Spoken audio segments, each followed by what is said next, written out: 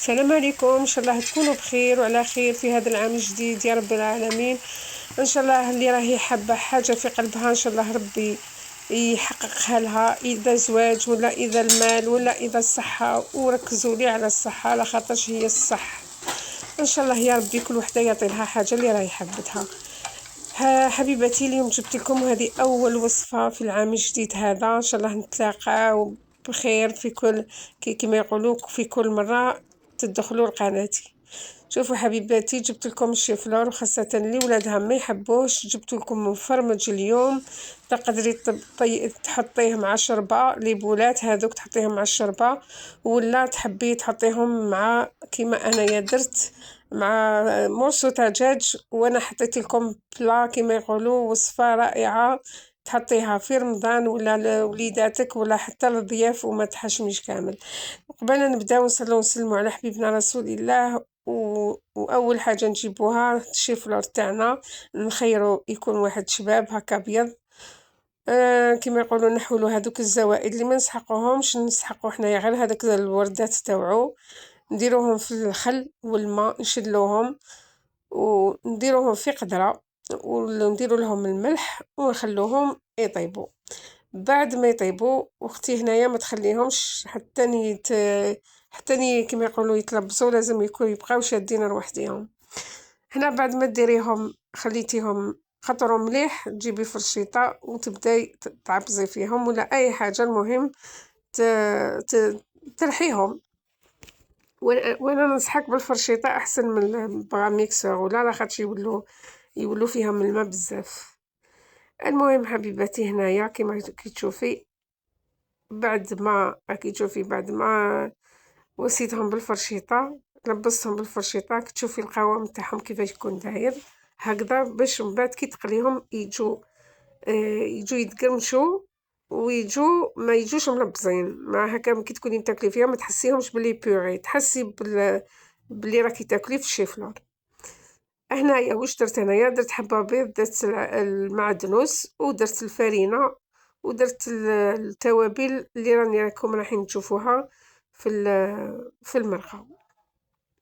انا حبيباتي بعد ما لميت كامل هذوك العجينه تاعي تاع الشيفلور، هنايا كوريهم تحبي صغار تحبي، انا درتهم متوسطين، وعمرتهم بالفرماج. اي فرماج عندك انتيا ديري، حتى وما يكون عندك والو ديري فرماج ربي.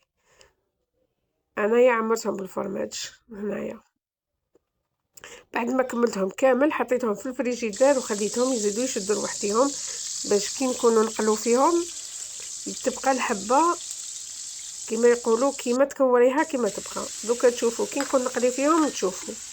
هنايا انا من جهه واحده اخرى رحت باش نحضر المرق تاعنا. هنايا عندي موسوات تاع الدجاج، درتهم في الزبده والزيت وتقليهم حتى تشوفي هذاك البصل تاعك بال كما كتشوفي، قلبي حتى تحسي بلي تحمر معك هذاك الدجاج شويه. هنايا لي زيبيس، هنايا درت توابل الدجاج، كركم، ملح، فلفل شويه، فلفل عكري، ودرت الثوم. هنايا درت واحد 2 سنينات تاع ثوم، وهنايا درت الحميصه ومرقت وخليتها تطيب على جهه، وغطيت القدره تاعي ورحت نقلي في هذوك الشيفلور، كوريرات الشيفلور تاعنا. هنايا تجيبي المقله تاعك، ما تغطسيش الحبات تاعك كامل في الزيت، ديري نص، يعني الحبه تجي نص في الزيت كما راكي تشوفي هنايا، وبقاي تقلبي فيهم. وشوفي اختي هنايا كيما حطيتهم كيما خرجوا مكورين، ما تحلولي ما والو، يعني خرجوا مكورين روعه.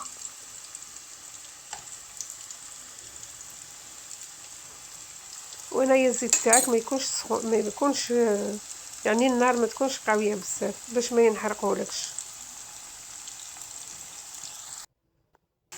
كما راكي تشوفي هنايا يعني ولاو حموره ما شاء الله، يعني ما تفتحت لي حتى حبه كيما حطيتهم. وخاصه هذيك الاسيس اللي تحطيهم في الفريجيدير باش يبقاو شادين لوحديهم. هنا يا حبيبتي قليت كامل الكويرات الشيفلور ودرتهم في ورق، الورق اللي يبسوربي الزيت. ومن بعد رحت جبت البلا تاعي، حمرت هذاك الدجاج، حطيت المرقه تاعي، وكما راكم تشوفوا شبحت البلا تاعي هذوك الكويرات تاع الشيفلور، شبحت بالطبق تاعي وخرج يعني في البنه ولا اروع. ستروني البنه يعني هبال. كما قلت لكم تقدروا تحطوا توجدوه رمضان، تقدري تحطيه لضيافك، وخاصة باش نبدلو شوية هذاك البطاطا اللي كل مرة نطيبو بها.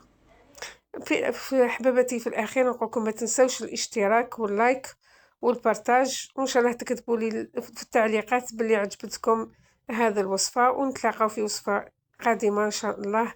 تلاقاو بخير، السلام عليكم.